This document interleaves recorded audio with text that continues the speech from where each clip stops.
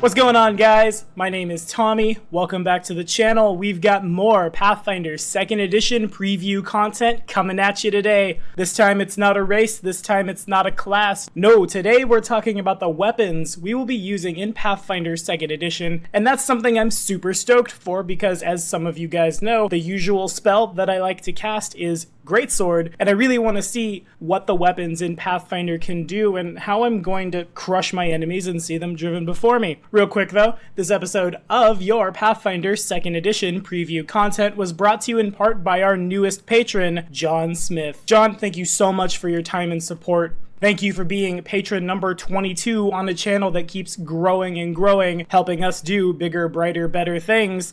Now let's dive in. So in Pathfinder 1st Edition, I don't know about you guys, but a lot of the time I would feel bad as a player if I didn't show up to a game with a new character if he didn't wield an Elven Curve Blade, Rapier, Scimitar, Falchion, Wave Blade, Kukri, Katana, Nodachi. You get the idea, the 18 to 20 threat range weapons that you could expand to 15 to 20. So I'd critically hit 25% of the time. Then, of course, because Dexterity is such a powerful stat in Pathfinder 1st Edition, there's always the struggle to get that weapon down to being a light weapon so you can finesse it. It was a really big thing in Pathfinder 1st Edition. Ironically, one of the things I love the most about that system is like whatever weapon you want to dream up from whatever part of the medieval world, they've got stats for it, and if they don't, they've got rules to create one. But I would always go in with these 18 to 20 crit range weapons because otherwise I felt like I was just letting the party down. In Pathfinder 2nd Edition, we've learned that everything is going to be 20 times 2, but that's all we know about the weapons so far. Let's dive in, shall we? Quote,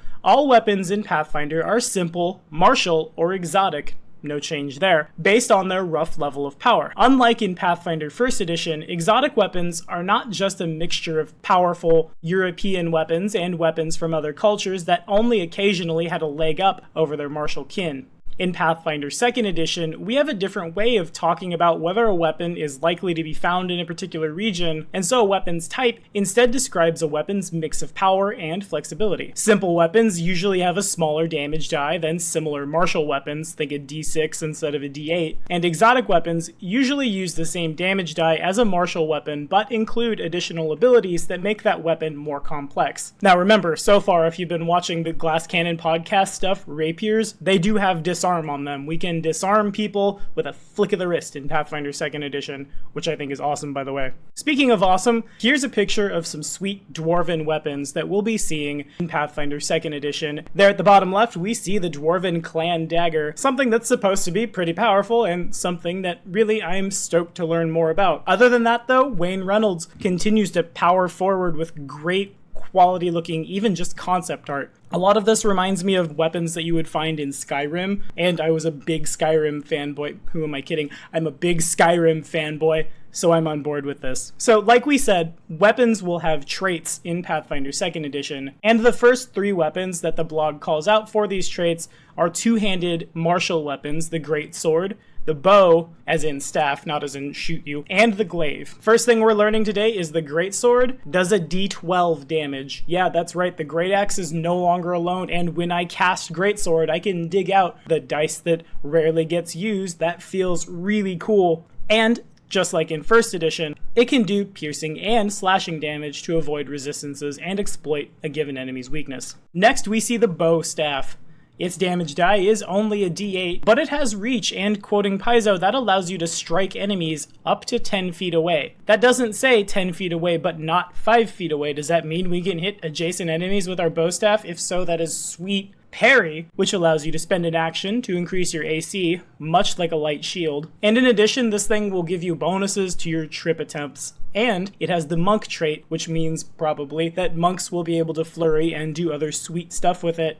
Now, I've played a monk before, and that monk used a quarterstaff, and through some shenanigans up to and including an obscenely high strength score and a bunch of enchantments, I was able to do a lot of damage with a quarterstaff, but that's it. that's what it did. I'd smack you over the head with some damage, and I could attack a bunch of times in a given round with it. It didn't have something that would increase my AC, and although there was a bow staff in Pathfinder 1st Edition, which did have reach, you couldn't trip with it. All of these things stacked together onto one weapon makes a weapon that a lot of people might call boring in Pathfinder 1st Edition new, exciting, and a whole lot of fun to actually break out. I can definitely sign up for that. Next, for all you followers of Shellin out there, we've got the Glaive. The Glaive has a D8 damage die, but it has Deadly D8, which means it deals additional D8s of damage, that D8s is plural, on a critical hit, and it is forceful, which, quoting Paizo, means once you get it going and build up momentum, your attacks become more and more powerful. 1 extra damage die on the second attack of your turn, 2 extra damage, not damage dice, on any attacks after that. Holy crap, that is powerful. So we hit him once, we do a d8 of damage, then we attack again, then it's 2d8, then if we crit, it's even more, and don't forget, in Pathfinder 2nd Edition, the +1 enhancement bonus is more d8. So basically what the Glaive does, or any of the forceful weapons in Pathfinder 2nd Edition, lets you dig into your dice bag, pull out every d8 you own, throw them at the table, but more specifically at the dragon you're fighting, and then he dies because, again,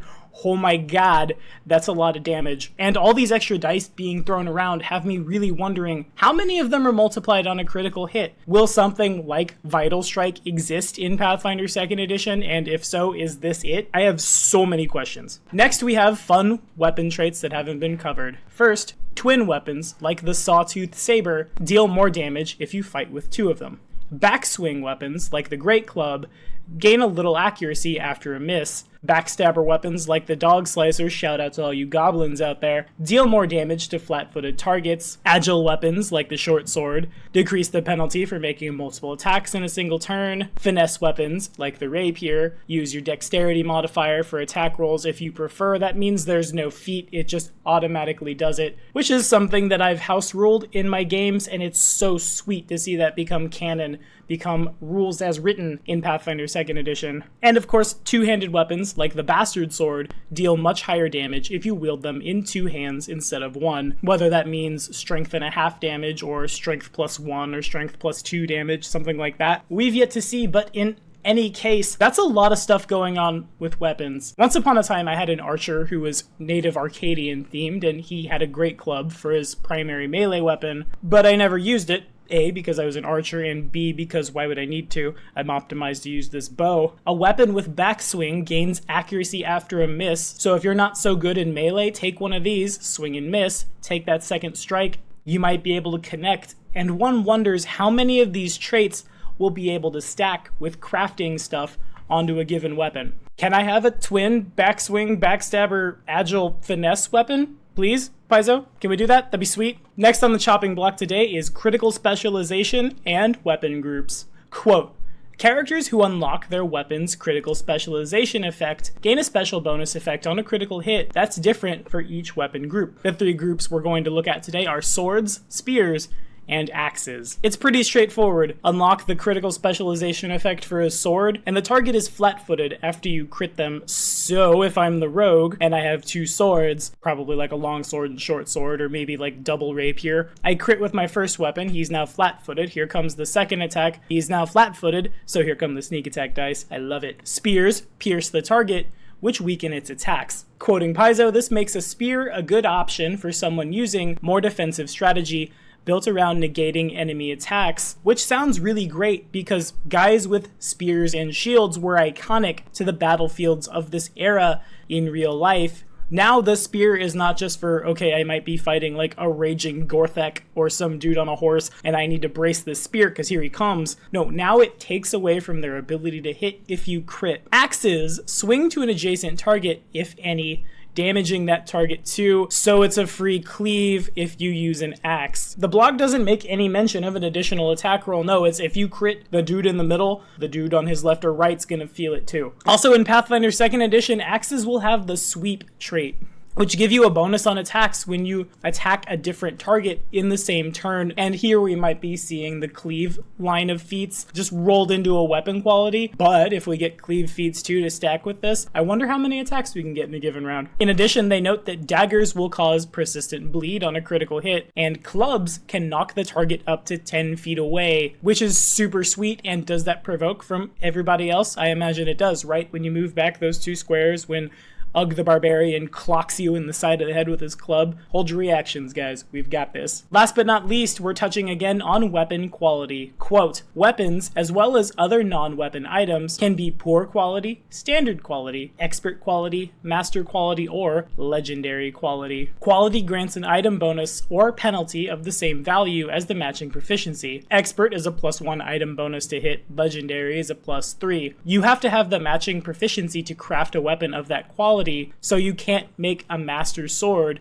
or I guess be the hero of time, unless you are a master at crafting, which again makes the crafting stuff all the more powerful in Pathfinder 2nd Edition, and it's super viable to have somebody in the party take a day job as a blacksmith. Weapons in Pathfinder 2e are going to be really exciting, and we've barely touched on them. We've seen some iconic stuff, but we all know Pathfinder, right? Every weapon that exists ever in any setting or any part of our planet's history, they'll make stats for it, and if they make stats for it, now they can make weapon traits and critical specialization stuff for it. The hype is real. What do you guys think? Are we excited to play melee characters in Pathfinder 2nd Edition? What was your favorite weapon to use in Pathfinder 1st Edition, and why was it the Elven Curve Blade? Most importantly, are we still stoked out there for Pathfinder 2nd Edition? Because I know I am. On the subject of 2nd Edition, don't forget, guys, we're playing Doomsday Dawn on this channel. Patronage over here has reached a high enough goal that we can take a day off work and run 6 of you, the subscribers, through Doomsday Dawn, through the first ever published bit